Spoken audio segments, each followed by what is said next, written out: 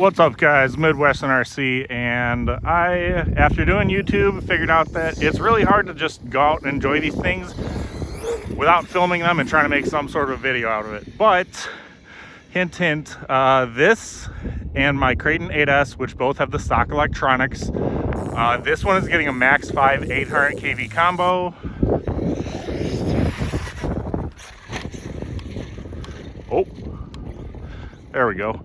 But I wanted to talk about how I actually think the stock electronics in these things are pretty good. Now granted, it's not, you know, blistering fast, the fastest thing on the planet.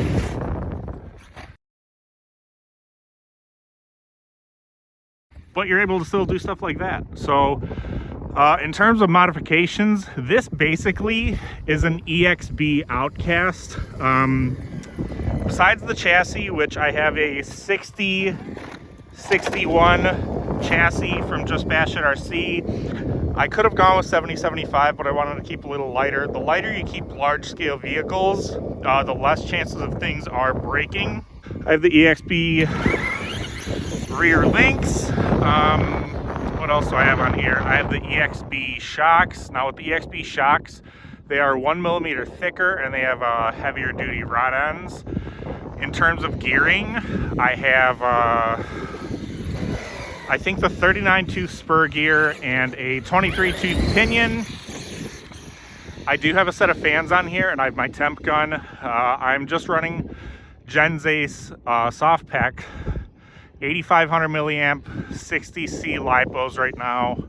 I'm also trying to make sure that I'm not going to hit anybody. Of course, it cartwheels like that, which is fine. It's about 50 degrees out. Still kind of cold for just RC plastics in general.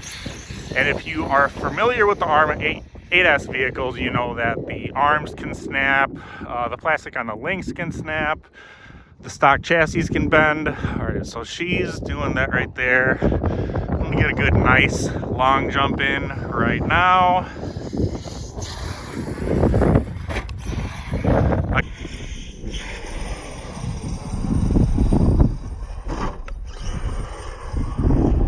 I guess we were doing a backflip. It kind of just happened. I wasn't really prepared, and then I just let it complete the backflip. So now in a lot of the Facebook groups, you know, you're gonna see nothing but like, oh, the stock electronics suck, they're awful. It's a 160 amp ESC from Spectrum, and it's a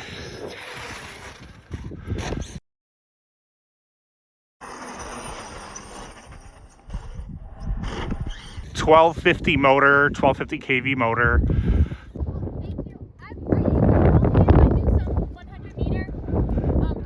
Yeah, I'll just switch to that side, so I'll just walk over there. Yeah, no worries. So we're gonna do a little wheelie. Try to do a front flip. I knew it wasn't gonna happen. So with a front flip, you know, the second it comes off the ramp, you smack the brake, so it shifts the weight of the vehicle forward and completes the rotation. I could tell I wasn't going to complete that rotation. I don't want to thrash this thing, especially that I'm putting a new motor in it soon. So I just got right back on the gas, because I've shown this in other videos before, but how you control an RC car mid-air. See the tires? That's what I want you to focus on. I'm gonna hold this thing, I'm gonna give it full throttle. You're gonna see the tires expand and balloon, and then we'll talk about that right after that. Now notice, I'm gonna do it.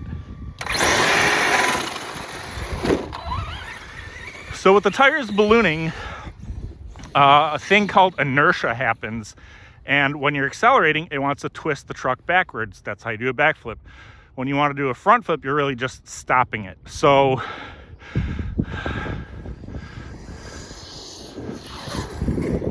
you'll see a lot of guys talk about belted tires as well. My opinion on belted tires is they really aren't the best for, I'm gonna call it stunt bashing. So stunt bashing is when you want to do stunts. So if the tires are belted, meaning just like an actual car, and they have belts in them, you're gonna lose air control because you're not gonna have that inertia for when the tires balloon. Another thing about tires ballooning, think about it like this. So I'm just gonna drive around. I'll get a little closer for a better demonstration. I'll kind of come up this bank and everything. So I'm gonna hook into this right here. And then once I get out after the apex, as some of you real racers may know, that's when I'm gonna give it the throttle. So now think of it this way. With the tires, you know, not much power going to them, you have more of a contact patch. So you have more of the tread, more of the rubber, more of the tire biting into the ground. If they're ballooning like we showed earlier, you're having, you know, this much, not much contact patch at all. So if you're trying to full throttle turn into something, keep that in mind. That's obviously just a good driving technique in general, but definitely something that when I personally keep it in mind with RC bashing, it leads me to, you know, have more fun in terms of like handling with these things. So like letting off. Now this is an Outcast, you know, it's a short wheelbase truck. It is not designed to handle good, but it's handling pretty freaking good. And when you can have that much fun with a stunt truck and not need to just be bashing it all the time, trust me, you're gonna enjoy your vehicle just much more. So right there, you could see that the nose was kind of coming down with the punch up as well. How I have the punch pumped up from 3 to 4. I could flick the throttle, and with that inertia, it'll correct the car in midair just like that. Now we've been running this for a hot second. I just want to show you a temp check real quick. 120s, not bad at all. 129. Fans are showing really cool. 128, check the ESC. 109, not bad. Check the batteries. Batteries are pretty warm actually. Batteries are almost as warm as the motor, which is okay. You don't want the batteries getting, I think, above like 140. If you ever have anything where it's like, hey, you actually got this wrong, please correct me in the comments. If you're an a-hole about it, I might delete your comment because that's just not cool. But if you're nice about it and you're trying to educate me, I gotta tell you guys, my audience, anybody watching right now, always check the comment section of any YouTube video, because you'd be surprised how many times someone gets corrected or someone has a good tip. I've learned so many good RC tips just from trolling into comment sections. Another quick basher tip. A lot of people, you know, you really only have grass, which kind of sucks. Landing on grass, you have to keep something in mind. Unless you're landing on all four at the same time, the grass will actually have a tendency to kind of bite the tire and then throw the momentum of the truck. So if you're bashing on grass, I definitely just gotta say, take it slow. Like I'm gonna do this. So I was taking it slow, you know, and I'm gonna like inch forward to longer and better jumps like that. Now, if you're on dirt is more forgiving, because when the truck lands, it kind of slides around and it doesn't bite as much, doesn't get thrown around as much either. So here, for example, I'm gonna try to land on the track. I know she's right there, so I know I have time.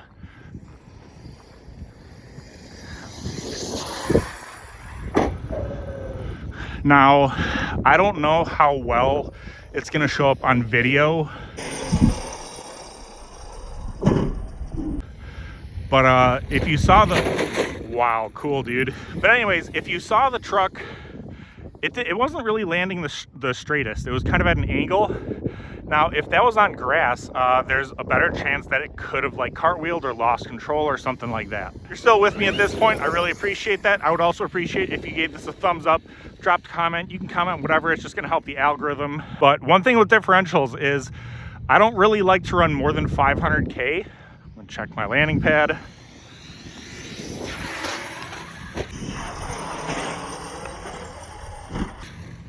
I don't like to run more than 500K in the front or the rear differentials on these cars, because it's an 8S powered vehicle. The differential housings are plastic.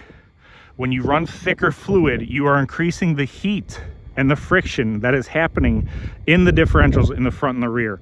Now the center one is aluminum.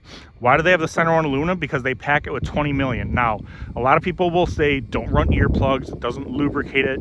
Look on Traxxas's website, or if I can find the link and put the card right here, I can do that. They admit that 20 million is not really a lubricant at all. Also, with the Spectrum electronics, one of the other things that I like about them is how adjustable they are. You can adjust the punch, which I have set just to 4. You can adjust the LVC as well. I think I have mine set to low.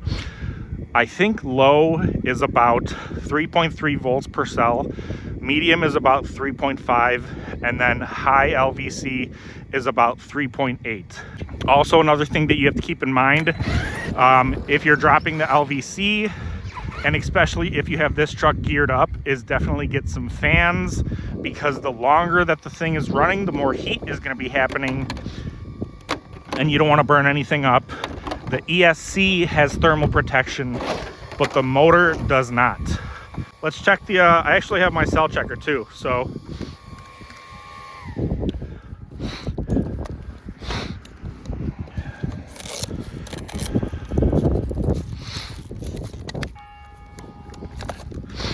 So I'll just check one just for the sake of the video. This is a Spectrum Smart Checker. We're gonna check the cells right now.